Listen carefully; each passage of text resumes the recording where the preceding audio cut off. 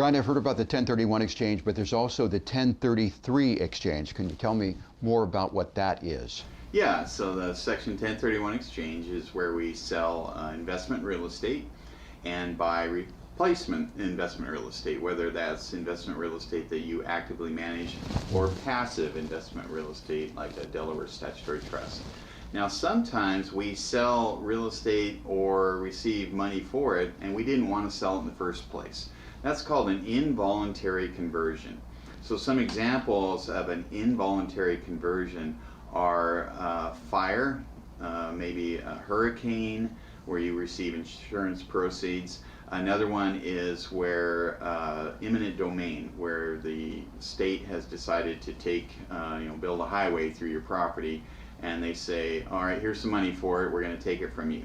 So in those examples where you had to relinquish your property or your property was destroyed due to circumstances outside of your control, that's where the other code section kicks in. And one of the big differences between it and a 1031 exchange is you have a lot more time to make the decision on whether you want to reinvest in other replacement real estate. Brian, who is this strategy best suited for?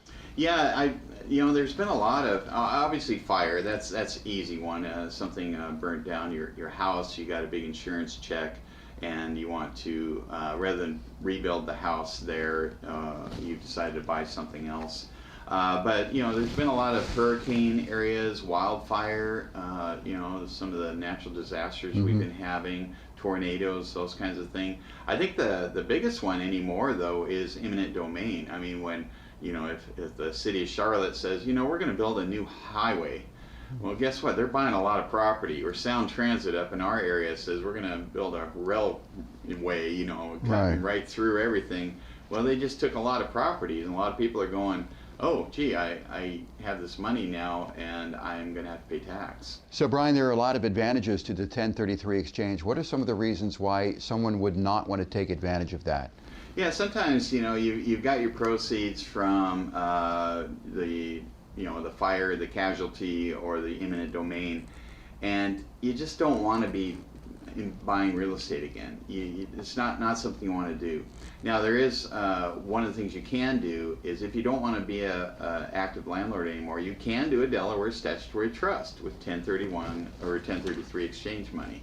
But maybe you just want to pay the tax, you're not in a high tax bracket, you want to keep things simple, you got this check, it's liquid, you just don't even want to mess with doing an exchange into other real estate, you just want to be done with it. I mean, maybe something burned down your stuff and you're just kind of over it, you don't want to be in real estate anymore. So those would be some of the reasons why you would not do a 1033 exchange.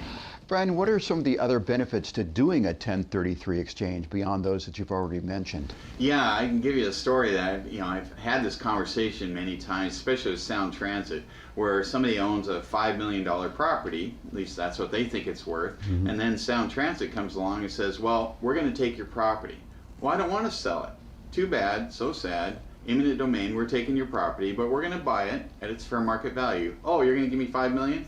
No, we're going to give you $3 million, and that's all we're going to give you, and we're not going to give you the 5. And I'm like, great, I didn't want to sell it.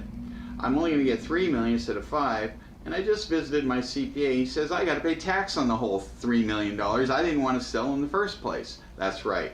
So it's really a bad situation, but it can be solved to some degree with this. So if that wasn't bad enough, you can at least take your $3 million, not pay income tax, and do a Section 1033 exchange. You've got 2 full years to find your replacement property. If you can't find something, you can do a Delaware statutory trust, or if you don't want to find active real estate, you can do a Delaware statutory trust. That does qualify for a 1033 exchange. Brian, can you give me an example of someone who has used a 1033 exchange? Yeah, I had someone that actually had a couple of these happen to them. They lost one house in a fire and one to Sound Transit with the eminent domain. And so they were actually able to do both. So, and they were, a year or two apart from each other, less than 2 years apart from each other. So we were able to do a series of Delaware statutory trusts where they had the money in the bank. This is an example where you don't need a qualified intermediary, by the way. you can have the money in your bank for up to 2 years. So because it was taken and the property was, and it wasn't your choice, you have the 2 years to buy your replacement property. A lot of people, as I mentioned, do a DST as their replacement property.